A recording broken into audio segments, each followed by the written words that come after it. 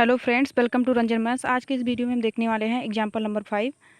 Example number 5 क्या है, इसमें हम 10/3, 7/8 और 1/7 के डेसिमल एक्सपेंशन को देखेंगे और उसके बाद पता लगाएंगे कि मतलब ये किस तरीके का डेसिमल एक्सपेंशन है। तो हम देखते हैं एक पहले नंबर पे 10/3 को करके देखते हैं।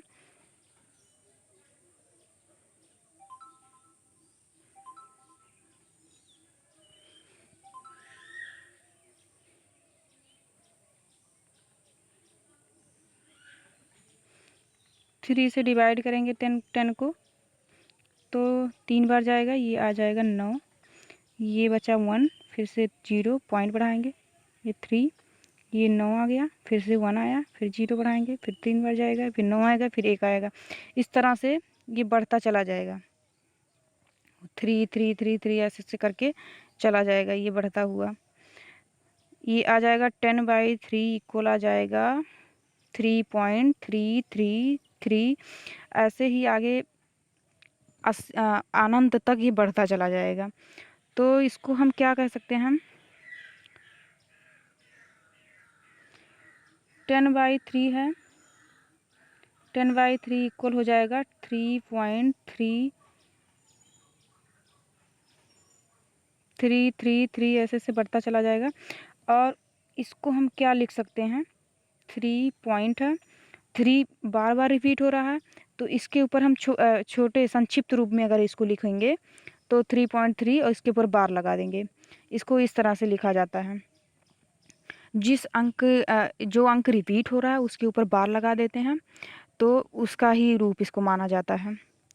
और इस जो ये है 3 3 3 बार बार इसको रिपीट हो रहा है, बार बार रिपीट हो रहा है, एक अंक बार बार रिपीट हो रहा है और इसका हमें पता नहीं है कि ख़त्म होगा, मतलब ख़त्म ही नहीं होगा ये। तो इसको क्या कहते हैं, अनावसानी आवर्ती संख्या, मतलब अनावसानी अंत ना होने वाला, आवर्ती मतलब बार बार आने वाला। इंग्लिश में इसको नॉन टर्मिनेटिंग रिकरिंग डेसिमल कहते हैं, नॉन टर्मिनेटिंग रिकरिंग डेसिमल। और ऐसे हिंदी में इसको अनावसानी आवर्ती दशमलव कहते हैं। अनावसानी मतलब जो जिसका अंत ना हो, आवर्ती मतलब बार बार रिपीट हो रहा है, तो इसे कहेंगे अनावसानी आवर्ती दशमलव। हम आगे वाला क्वेश्चन देखेंगे कि किसको क्या कहेंगे।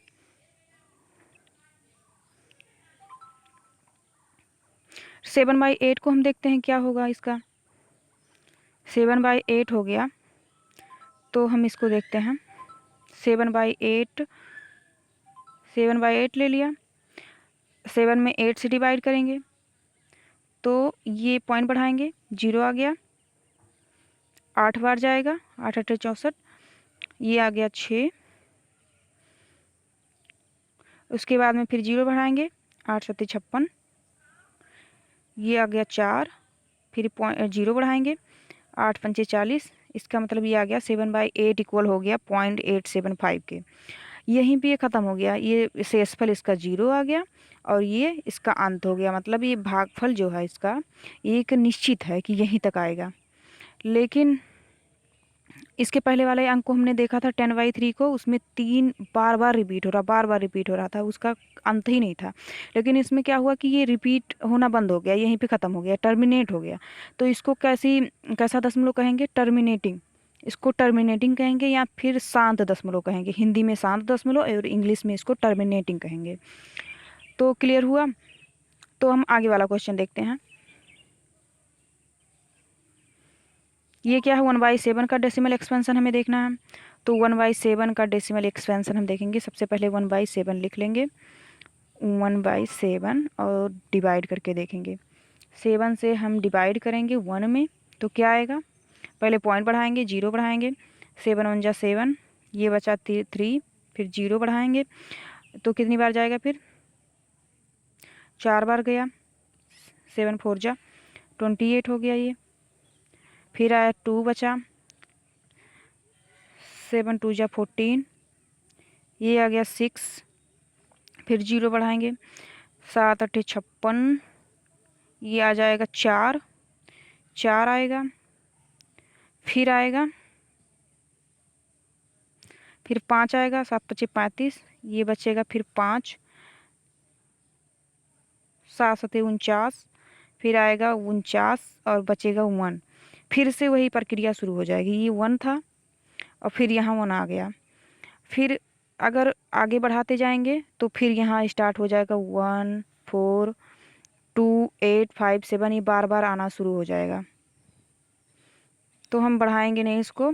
अगर 1 यहाँ 1 आ जाएगा, उसके बाद फिर वही प्रक्रिया, जो 1 आएगा, फिर 3 आएगा, फिर 2 आएगा, फिर ऐसे ऐसे करके फिर यही 1 4 2 8 5 7 यहाँ तक फिर से स्टार्ट हो जाएगा।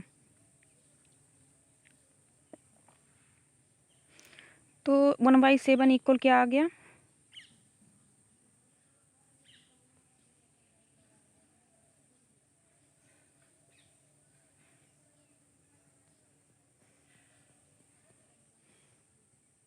पॉइंट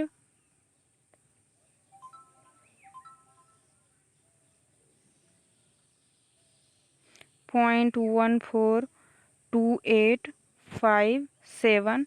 अब यही फिर आना स्टार्ट हो जाएगा 142857, फिर 142857, ऐसे बार बार आएगा। ये पूरा जो खंड है, मतलब इसको खंड कहेंगे, ये एक इतना बार बार रिपीट होगा इसमें।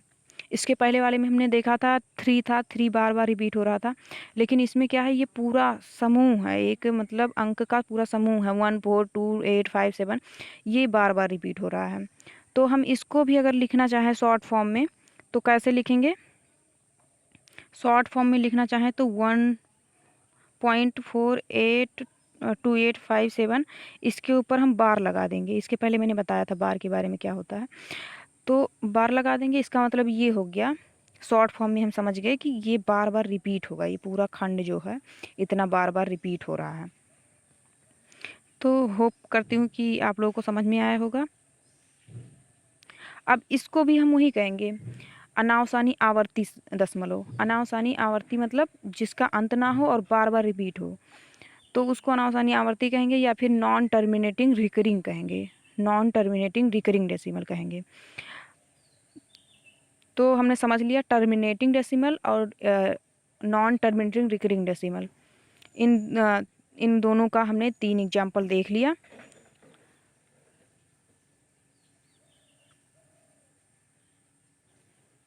फिर हम आगे देखते हैं शांत दशमलव, जिसका शेषफल 0 हो जाता है। हमने देखा था कि शेषफल किस तरह से 0 हो गया था, मतलब शेषफल 0 हो गया था, वहीं पे एंड हो गया था। और क्या होता है, कुछ निश्चित चरणों के बाद दशमलव प्रसार का अंत हो जाता है। ऐसी संख्याओं के दशमलव प्रसार को शांत दशमलव कहते हैं। कुछ निश्चित चरणों के बाद दशमलव प्रसार का अंत हो जाता है, हमने देखा था। इसका एग्जाम्पल हो गया 2/5 करेंगे तो इसका भी ऐसे ही आएगा। 2/5 करेंगे, अगर डिवाइड करेंगे इसको तो देखते हैं कैसे आएगा।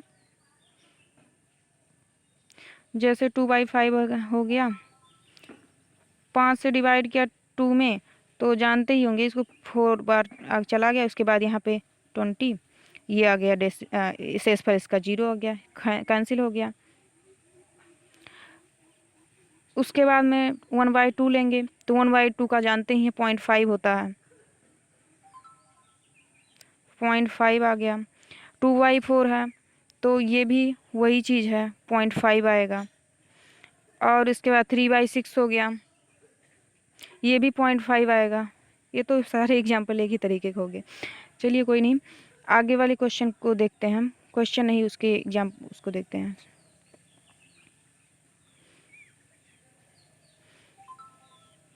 अनावसानी आवर्ती non terminating recurring. Non terminating मतलब जो टर्मिनेट ना हो, जो ख़त्म ना हो, टर्मिनेट ही ना हो, मतलब ख़त्म ही ना हो, और रिकरिंग बार बार आए। शेष कभी भी शून्य नहीं होता। भागफल में अंकों की पुनरावृत्ति होती है, जैसे 1/3 जो हमने एग्जाम्पल समझा था अभी 1/7 हो गया, इस तरह से। अब क्या होता है, इसका हमने निष्कर्ष क्या निकाला, परिमेय संख्याओं का दशमलव प्रसार या तो शांत होता है या अनावसानी आवर्ती होता है। जैसे परिमेय संख्याएं हैं, कोई भी परिमेय संख्या है तो उसका दशमलव प्रसार जो होगा शांत होता है या अनावसानी आवर्ती होता है। शांत मतलब टर्मिनेटिंग, अनावसानी आवर्ती मतलब नॉन टर्मिनेटिंग रिकरिंग। तो इस तरीके से हम निष्कर्ष निकाल सकते हैं कि परिमेय संख्याओं का दशमलव प्रसार या तो शांत होता है या अनावसानी आवर्ती होता है। वह दशमलव जो शांत है या अनावसानी आवर्ती है, परिमेय संख्या होती है। अब उल्टा भी इसका सही होता है। जैसे परिमेय संख्याएं हैं, उनका दशमलव प्रसार शांत होता है या अनावसानी आवर्ती होता है। अगर कोई संख्या है वो शांत है या अनावसानी आवर्ती है तो वो भी परिमेय संख्या होगी। तो हमने इस वीडियो में अच्छे से इसको समझ लिया है। उम्मीद करती हूँ कि आप लोगों को समझ में आया होगा। Thank you so much. अगर वीडियो अच्छा लगे तो प्लीज़ लाइक करके जाएँ, अच्छा नहीं लगे तो डिसलाइक करके जाएँ, और कमेंट बॉक्स में मुझे बताएं कि क्या अच्छा नहीं लगा, क्या समझ में नहीं आया। आप लोग पूछ सकते हैं question. Thank you so much.